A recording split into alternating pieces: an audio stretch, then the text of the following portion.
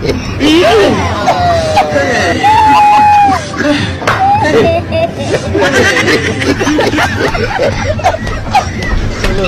this. You look like you're a couple. You are joking.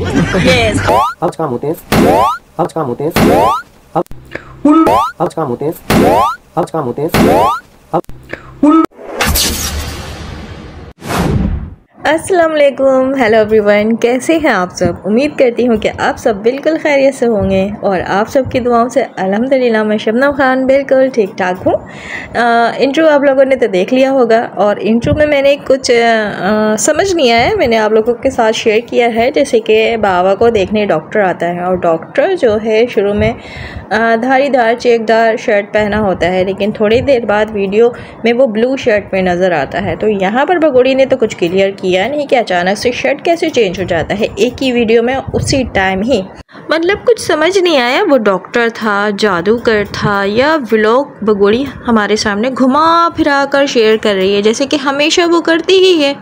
और अच्छा, उसके बाद एक और मैंने वहाँ पे वीडियो शेयर किया है इंट्रो पे, जहाँ पर भगोड़ी जो है अपना पेट ऊपर कर रही है। पता है वो टनाटनी दुनिया में आने के लिए बेताब हो रहा है, बट उसको रोके जा रही है कि नहीं, अभी दुनिया में नहीं आना है। जब गुलाम हैदर भारत में कदम रखने वाला होगा फिर हम दौड़ेंगे हॉस्पिटल, अभी चुप से तुम्हें मेरे पास इसी तरह बैठे रहो। तो मतलब इसीलिए वो क्या बोलो, अपने टमी को ऊपर कर रही है कि अभी बिल्कुल भी नहीं आना है टनाटनी, खामोशी से मेरे पास बैठे रहो, जहाँ मैं तुमको बिठाती हूँ ना वहीं बैठे रहो, बस सिर्फ दिखाना है अभी ऑडियंस को पेट पकड़ पकड़ कर। जैसे कि इस वीडियो में आप सब देखिए, लोग हमें कहते हैं कि तुम्हें शर्म नहीं आती है एक औरत के बारे में इस तरह कहती हो, इस तरह बोलती हो।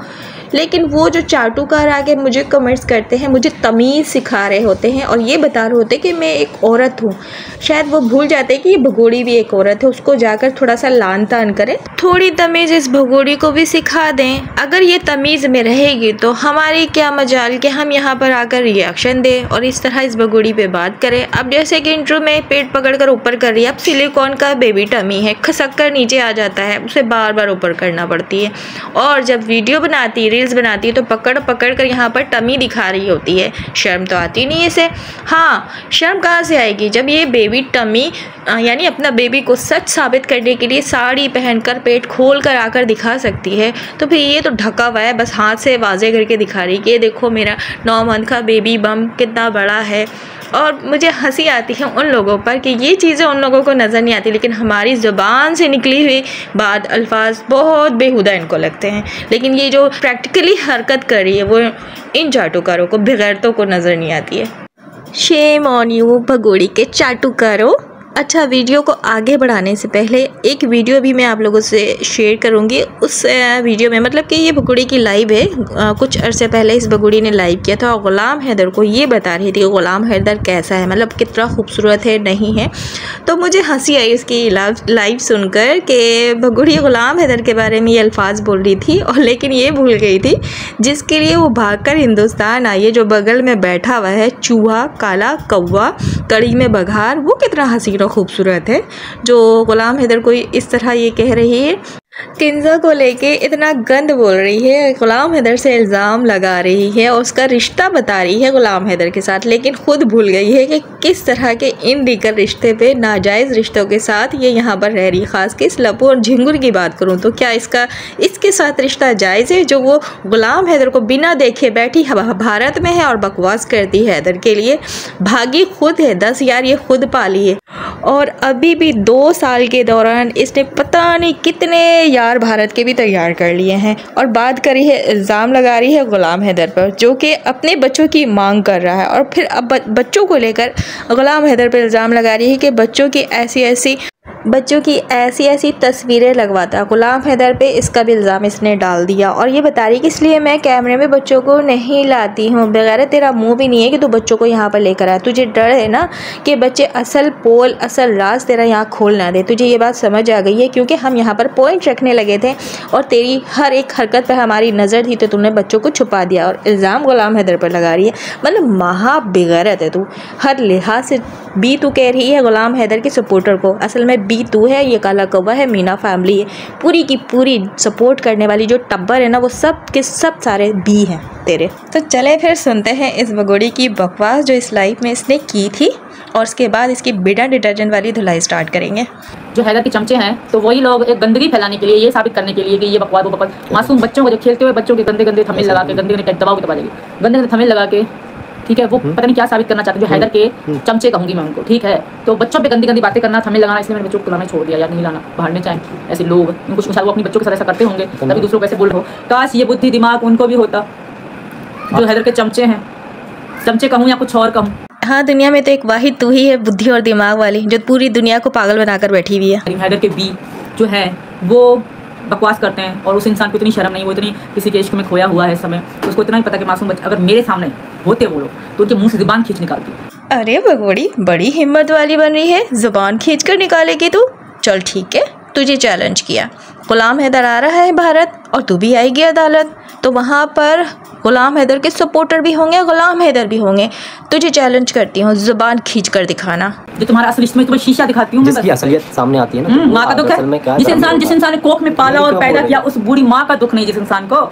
अबे लप्पू झिंगुर, तू तो चुप ही रह, तू बोल भी मत, मुंह भी मत खोल। तू बोलता है तो हमारा हांसा निकल जाता है, और तेरी कोई औकात नहीं कि तू गुलाम हैदर के बारे में बोल। और रही बात इस भगोड़ी की, माँ की मोहब्बत यहाँ गुलाम हैदर को दिखा रही है कि गुलाम हैदर को अपनी माँ से मोहब्बत नहीं। लेकिन तू अपने बारे में बताना, तुझे अपने भाई बहन, जो बाप मर गया रिगड़ कर तुझे बोलता रहा कि बच्चों को दिखा दे, तूने अपने बाप का ख्याल किया, मोहब्बत किया? और चली हैं आप गुलाम हैदर को आईना दिखाने, पहले आईना खुद तो देख लीजिए।